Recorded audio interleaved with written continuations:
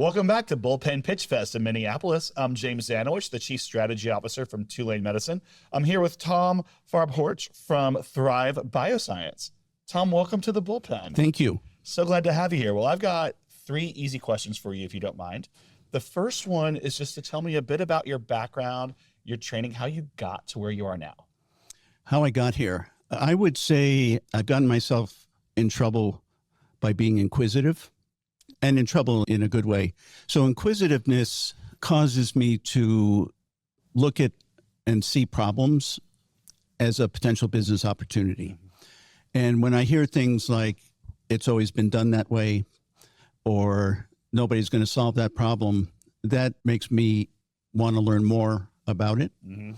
And so of the 18 companies that I've started, it was always either an article I read or an event that I saw. For example, a friend who had many needle sticks in ER came down with many diseases and died. And I was inquisitive about how does that happen? Why aren't there better systems? So it causes me to go and look at business opportunities. Inquisitiveness also causes me to change fields. I started in AI. My first 4 or 5 companies that I started were in AI. So before AI was cool. Yeah. Well, before the AI winter, it was cool. It was really cool for a while. And then there was the AI winter. It's exploded, yeah. Right. But so people don't realize the extent to which AI is actually already here. So one of my companies reads 90% of all pap smears in the United States with instruments produced by Cytic that was acquired by Hologic. We're using neural networks and machine vision to read pap smears, 90% of all pap smears. Some of my code is actually monitoring your credit cards and debit cards for fraud. And your FICO score, that's from a company that I started that was acquired using neural networks. So it's there more than people realize. I personally don't like to define a company by the technology. I rather, by the solution.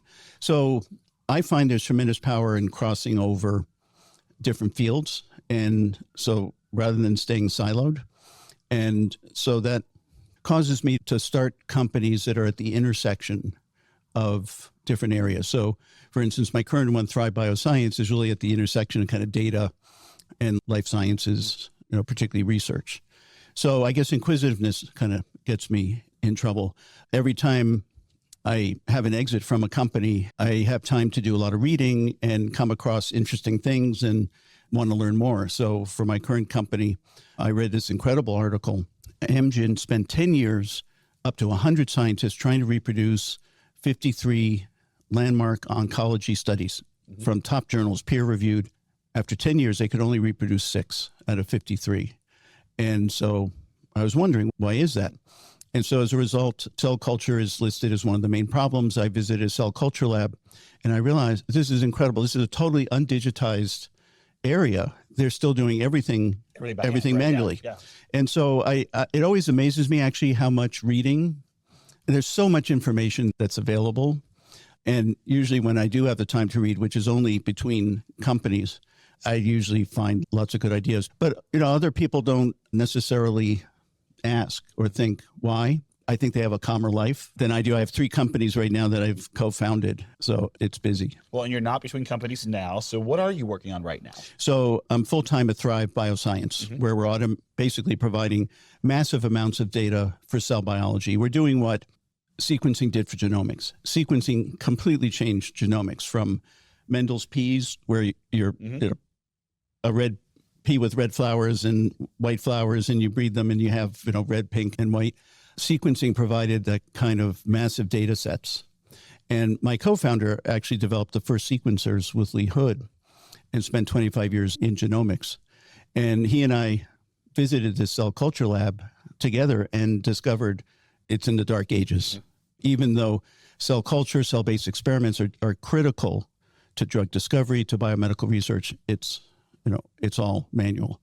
So we are producing for the first time massive amounts of comparable data. Our customers are generating terabytes, and it's the kind of data that you need in order to do machine learning, data mining, improve processes, and it's never been available before.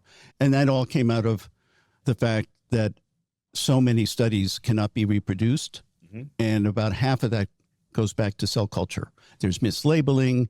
There's no databases. Researchers look through the microscope hours per day, put the cell back in the incubator, and none of the data is retained. Uber knows more about us than we know about many of the cells we're studying. So almost taking it, this is one of my favorite quotes from Priscilla Chan, from like an observational discipline to an engineering discipline, where it's more applied in that way.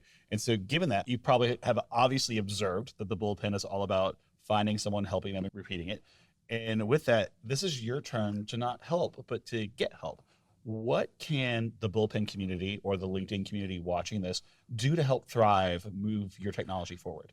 You interviewed Marty Farmer. Thrive actually started in the incubator that she founded and when she was CEO. And I didn't want to join it because I didn't think I needed it. And that was bad thinking on my part, because it also is a community that's incredibly helpful. There's some similarities with the bullpen to what you actually see in accelerators, incubators. At InnoVentures Lab, I always felt they had my back, or I could ask questions and they were neutral. They weren't looking for a fee or something like that. And I'm not part of the incubator anymore. And it can be lonely because the buck stops with you when you're running a company. And so I don't have the time for some of these structured CEO groups. So I like this. I had some operational issues. I reached out to people. It may seem too simple, but we weren't happy with our payroll and benefits provider. And I asked a few people during one of the breakout sessions of the bullpen and ended up with a vendor I really like. So sometimes it's those little problems that you just want somebody who's objective to give you some help. I've been, I guess, listening more than interacting because it's been Zoom. This is my first in-person one, and it's really great to have the interaction. It's amazing.